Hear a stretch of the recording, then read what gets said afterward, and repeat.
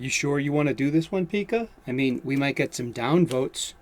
Hey, Eric O'Sullivan, Reverend Sully ordained on the internet. As always, the caveat: please don't burn your hands holding on to my hot takes. If you burn your fingers, well, that's on you. And today is about my idea of the American eagle, what I consider myself politically as an American. You see that? Okay. This guy. Yeah. I'm going to read a tweet that I made last year and see this is the last see the date on that? See the date on this? That's the 12th. Yeah. You get it though. That's the last penny borrowed. He was always hitting me up for my Sharpies. Yeah. And we're chefs. And that's Scott, and he died. He had a heart attack during work. He was my chef partner for about 7 years. He was Starsky to my Hutch, you know what I mean? We were very close. And what I want to do is read a tweet that I made last year after his death, when I was, kind of struggling with, the thoughts of, losing him. The point of this is that it's about my metaphor of the American eagle, and how an eagle needs two wings in order to fly, a left and a right wing.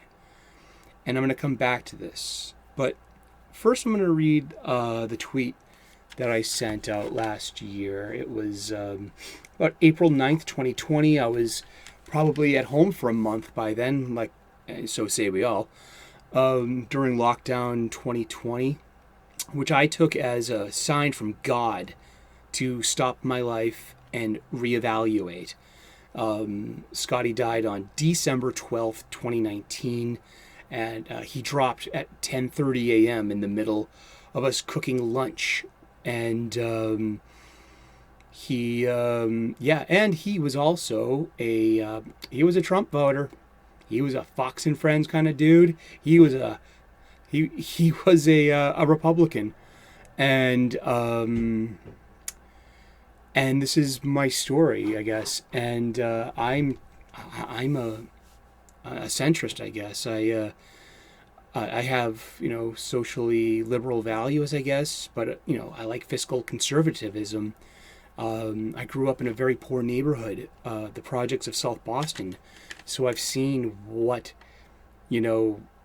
too much handouts can do to a culture, but also balanced with the sheer need of them as well. So it's a sticky situation.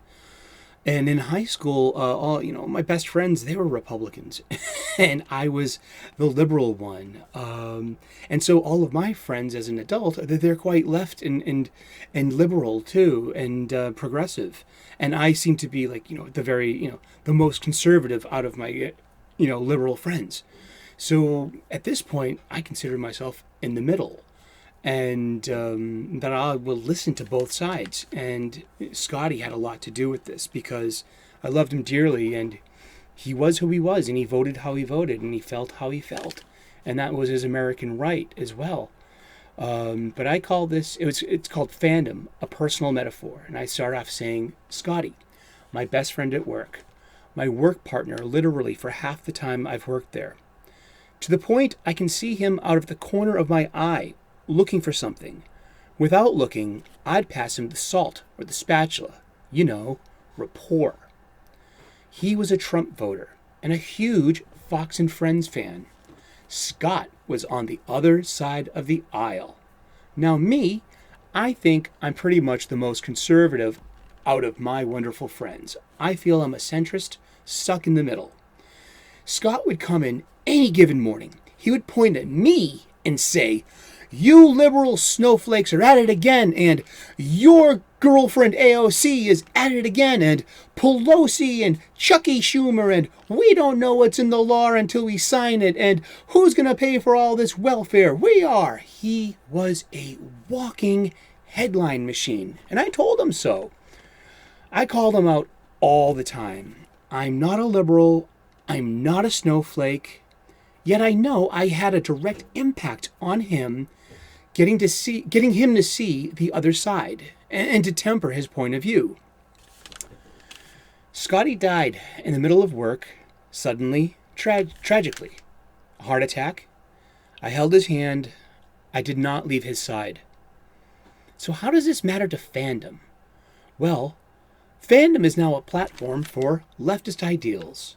Star Trek, Star Wars, Doctor Who, Terminator. YouTube is afire with virtue signaling, with Hollywood fairness embracing woke narratives over escapism. It reminds me of working with Scotty.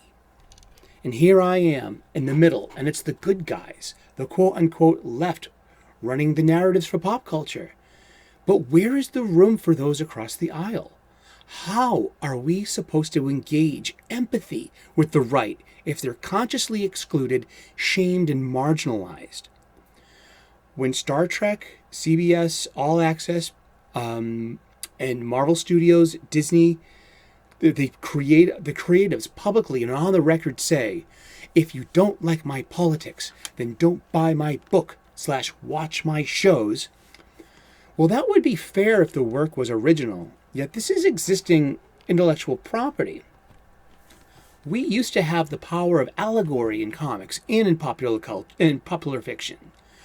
Captain America and Iron Man conflicted often over their political views, yet made middle ground, remaining friends and allies. Green Arrow and Hawkman, they used to define right versus left, but they trusted each other and they respected each other. And I know that I made a positive impact on my right-leaning best work friend with inclusion and empathy. That I was somehow a voice of reason saying, hey, it's not all headlines. It's about people, a kind of, will you relax and stop hostility? I don't have the answers. All I know is I wish he was still here.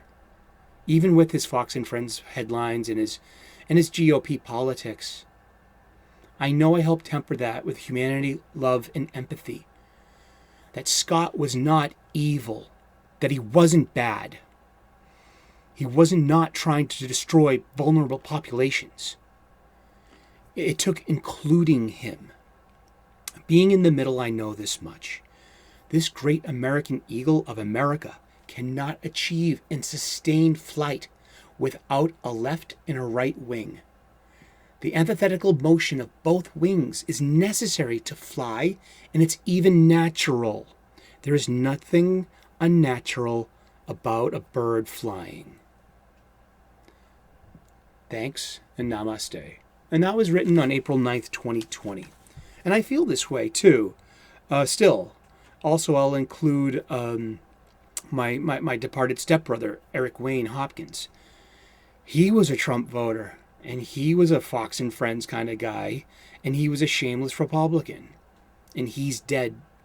He was a Marine, and he suffered an accident during the first Gulf War, and he lost a couple of his Marine brothers, and he was horribly injured, and he never got over that. And the PTSD claimed him with his lifestyle choices. But am I supposed to believe that the world's a better place without these men? That it's good? That I actually actively think that there are people on the left saying, hooray, 2 left Trump voters, yay!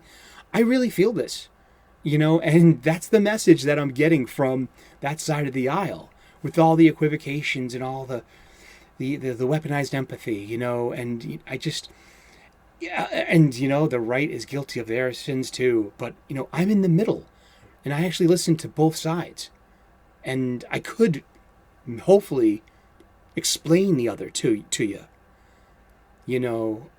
but I'm waiting here in the common ground, and I'm here to help. How can I help? Well, I'm going to help by not excluding either side. Everyone can be a jerk, and everyone can be an angel. Everyone's the good guy in their own story. Everyone's well-intended. Well, some people aren't, and that's just humanity. We're not going to defeat the world's unfairnesses. We can make it a better place, though, for all people. And we can start with creating 21st century values. We don't have to rely on anything from the 18th, 19th, or 20th centuries. We don't. We can go forward. We have to go forward. Our world's changing. Change is part of life. Change is inevitable. If you don't change, you're gonna snap you'll snap if you don't bend in the wind. It's But to finish this up, I miss Scotty. I'm gonna miss him for the rest of my life, and I'll miss Eric too. And we have to put up with each other. We have to put up with the other side. There is no other side. The world is round. And we're never going to get anywhere by excluding the other. There is no other. There is only brother, sister. There are no allies. There are only neighbors, coworkers, families. That's all I got. Thank you so very much. If you didn't like this content, give me the thumbs down. I can handle it. If you like this, you think this got some merit, give me a thumbs up. Please give a subscribe if you can, and leave a comment in the comment section. I call it the Great American Eagle, and I think I am, because I have a left and a right wing, and I use them, and they beat in time, and they keep us afloat in the air, and they keep us in flight. Because if we only had one wing beating, we would be ground-bound. We would be lolling around. We would be exposed to predators and to carrion. We would not be a successful person or people. And that's about it. So God bless you. And let's go forward together. Cheers. I miss you, Scott. And I miss you, Eric. God bless you and keep you well.